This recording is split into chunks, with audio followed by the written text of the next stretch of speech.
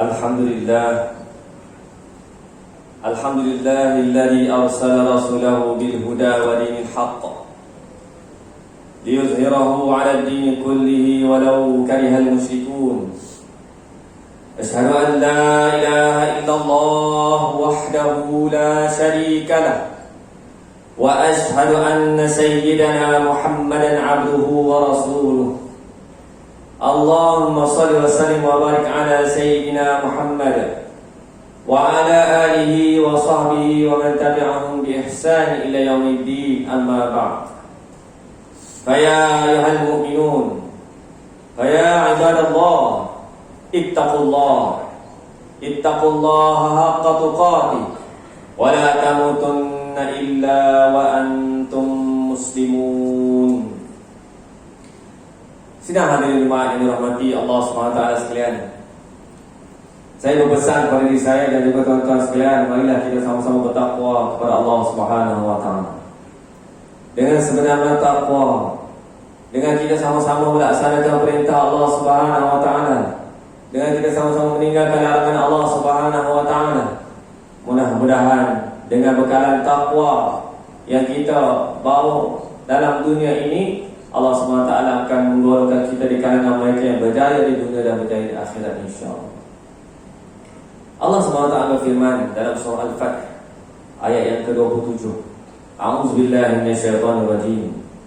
Laqad sadaqallahu rasulahu ru'ya bil haqq la tadkhulunnal masjidal harama insya'allahu aminin muhalliqina ru'usakum wa muqassirina la takhafun fa'alima ma lam ta'lamu faja'ala min duni dhalika fathan qariba. Sadaqallahul azim. Maksudnya, sesungguhnya Allah akan membuktikan kepada Rasulnya tentang kebenaran mimpinya dengan sebenarnya, yaitu sesungguhnya kamu akan memasuki Masjidil Haram insya-Allah dalam keadaan aman, dengan mencukur rambut kepala dan mengguntingnya, sedangkan kamu tidak berasa takut. Maka Allah mengetahui apa yang kamu tidak mengetahui, dan Dia memberikan selain itu kemenangan yang sangat dekat. Hadirin dan jemaah yang dirahmati Allah SWT sekalian, kita kini berada dalam bulan Zulqa'dah. Apa yang berlaku, peristiwa penting yang berlaku di zaman Rasulullah SAW dalam bulan Zulqa'dah berlaku pada tahun ke-6 Hijrah, iaitu satu peristiwa besar yang dinamakan Perjanjian Hudaibiyah. Perjanjian Hudaibiyah ini berlaku di antara dua pihak, yaitu pihak kaum muslimin sama-sama dengan Rasulullah SAW dengan musyrikin Quraisy. Rasulullah SAW telah bermimpi untuk menunaikan ibadah haji. Maka Rasulullah SAW bersama-sama dengan para sahabat menuju ke kota Mekah dengan harapan dapat masuk dengan aman dan menunaikan ibadah haji. Namun rombongan mereka telah disekat oleh musyrikin Quraisy, tidak membenarkan mereka masuk. Maka Rasulullah SAW menghantar Sayyidina Utsman bin Affan radhiyallahu anhu. Dan Rasulullah hantar seorang sahabat nama Sayyidina Utsman pergi bertemu untuk berunding dengan pemimpin musyrikin Quraisy.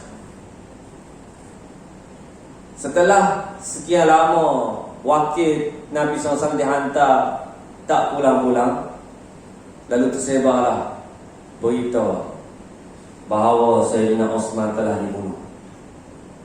Maka ini telah menimbulkan perasaan marah di kalangan Rasulullah SAW dan sahabat-sahabat. Maka mereka telah berkumpul di bawah satu pohon dan mengadakan suatu janji setia yang dinamakan Bai'atul Ridwan, suatu perjanjian taat setia di kalangan Rasulullah SAW, di antara Rasulullah SAW dengan para sahabat untuk menuntut bela di atas kematian Sayyidina Utsman bin Affan. Apabila kaum musyrikin Quraisy mendengar perkara yang sebelum ini, perkara seperti ini, perjanjian seperti ini, bai'ah seperti ini yang dinamakan dengan Bai'atul Ridwan, maka mereka merasa gerun. Lalu baliklah. Rupanya tak mati Sayyidina Utsman bin Affan, masih hidup lagi. Itu adalah hanya khabar, berita palsu sahaja. Namun musyrikin Quraisy masih lagi merasa gerun. Ini menunjukkan bahawa bagaimana kesatuan umat Islam apabila dibina di atas akidah yang satu, tanpa mengira bangsa, tanpa mengira kulit, akan menyebabkan ianya digerungi dan ditakuti oleh musuh Islam. Lalu musyrikin Quraisy pun menghantar seorang yang bernama Suhail bin Amr untuk berunding dengan Rasulullah sallallahu alaihi wasallam, wakil daripada Quraisy, jumpa dengan Rasulullah sallallahu alaihi wasallam. Maka membuatlah satu perjanjian. Lalu perjanjian ini dinamakan perjanjian Hudaibiyah. Dalam bulan inilah berlaku, bulan Zulqa'dah inilah berlakunya perjanjian Hudaibiyah. Maka ditulislah beberapa poin dalam perjanjian Hudaibiyah tersebut.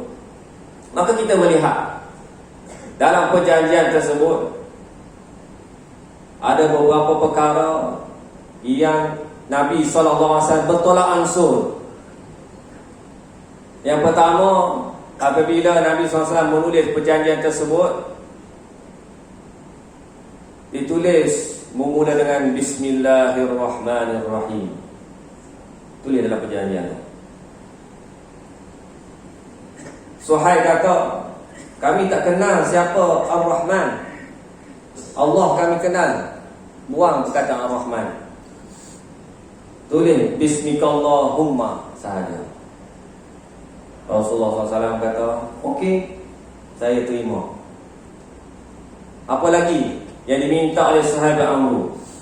Di akhir perjanjian tersebut ditulis, perjanjian ini di antara Muhammad Rasulullah dan musyrikin Quraisy. Sahabat Amr kata, kalau kami terima Muhammad Rasulullah, kami dah Islam. Buang Rasulullah, tulis nama Muhammad bin Abdullah sahaja. Rasulullah SAW bersetuju dengan perjanjian tersebut, bersetuju dengan syarat tersebut. Maka dibuanglah Ar-Rahman dalam Bismillahirrahmanirrahim, dibuanglah Rasulullah dalam perkataan signature di bawah tu Muhammad, jadi Muhammad bin Abdullah. Nabi SAW bertolak langsung. Orang yang membaca perkara tersebut, membaca secara tersurat, akan merasa terhina kerana ia nampak menguntungkan pihak musyrikin Quraisy bagi muka. Para sahabat Nabi SAW sendiri pun melahirkan rasa tidak puas hati dengan isi perjanjian itu. Antara Sayyidina Umar bin Khattab, dia pergi jumpa dengan Sayyidina Abu Bakar. Dia kata, wahai Abu Bakar, bukankah dia adalah Rasulullah? Kata Sayyidina Abu Bakar, betul. Umar bertanya lagi, bukankah kita ini orang-orang Islam? Jawab Sayyidina Abu Bakar, betul juga. Umar berkata, jika begitu, mengapa kita menerima cara yang hina ini? Lalu Abu Bakar menegaskan, wahai Umar, ikut sahajalah perintahnya, dan aku tetap percaya bahawa dia adalah Rasulullah. Lepas tu Sayyidina Umar pun jumpa sendiri dengan Rasulullah SAW. Tanya, wahai Rasulullah, bukankah engkau Rasulullah? Nabi SAW jawab, ya, benar. Umar bertanya lagi, bukankah kita ini orang Islam? Nabi SAW jawab, ya, benar. Umar berkata, jika begitu, kenapa kita beri peluang untuk menghina agama kita? Lalu Nabi SAW menegaskan, Aku adalah hamba Allah dan Rasul. Aku tidak sekali-kali menyalahi perintah, dan aku tidak akan mensia-siakannya. Inilah antara perasaan ketidakpuashatian di kalangan para sahabat tentang perjanjian ini. Tetapi umat Islam tetap akur, tetap patuh kepada setiap apa yang dilakukan oleh Rasulullah SAW, kerana ia merupakan sesuatu yang hanya diketahui oleh Allah dan Rasul tentang perkara yang tersembunyi di sebaliknya. Apakah isi kandungan perjanjian Hudaibiyah ini? Dalam khutbah ini kita sebut dalam 4 perkara. Yang pertama, syarat dia pada tahun tersebut, yakni tahun ke-6 Hijrah, orang muslimin kena pulang. Tak boleh nak meneruskan hasrat mereka untuk menunaikan ibadah haji pada tahun itu. Tahun depan boleh datang. Sahabat sangat sedih. Bayangkanlah, dah 6 tahun meninggalkan kampung halaman. Sangat gembira bila Nabi SAW kata, jom kita pergi balik Mekah, balik kampung. Kita PKP 2 tahun tak balik kampung pun dah meroyak. Sahabat-sahabat 6 tahun tak balik kampung. Rindu sangat-sangat dengan kampung halaman. Bila diperintahkan pergi balik ke Mekah, tiba-tiba kena tahan pula tengah jalan, kena patah balik. Bertambah sedih hati mereka.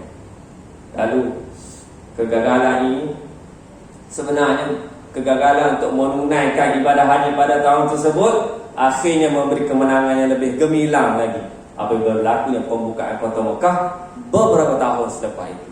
Maka kita tengoklah sirah Rasulullah SAW, betapa indahnya Allah SWT menyusun atur segala apa yang berlaku pada Rasulullah SAW yang akhirnya membuahkan kemenangan kepada Rasulullah SAW. Itu yang pertama.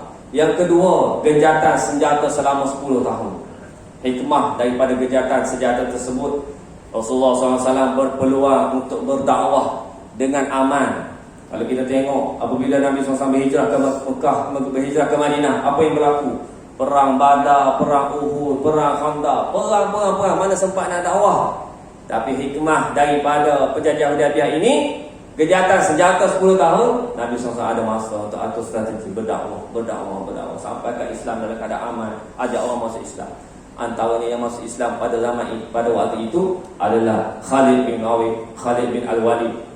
Antaranya ialah Amr al-As, orang yang besar, orang yang hebat, pemuka Quraisy masuk Islam. Kemudian Rasulullah SAW berpeluang untuk berdakwah ke Rom, berdakwah ke Parsi. Aman, tak kalau nak perang dan sebagainya.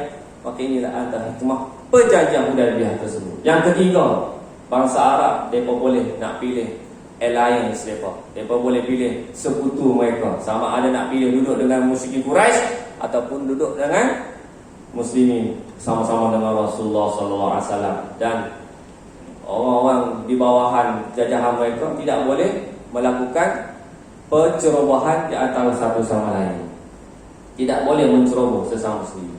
Dan di perkara ini membolehkan Islam mudah tersebar dan menjadi salah satu sebab kepada berlakunya pembukaan kota Mekah apabila berlakunya pencerobohan terhadap kabilah Khuza'ah yang bersama dengan kaum muslimin oleh pihak musyrikin Quraisy. Bila berlaku pencerobohan, maka ia memberikan suatu signal kepada Rasulullah SAW bahawa Rasulullah SAW boleh mengambil tindakan kerana musyrikin Quraisy, kaum musyrikin Quraisy dengan sekutunya telah melakukan pencerobohan kepada perjanjian Hudaibiyah tersebut.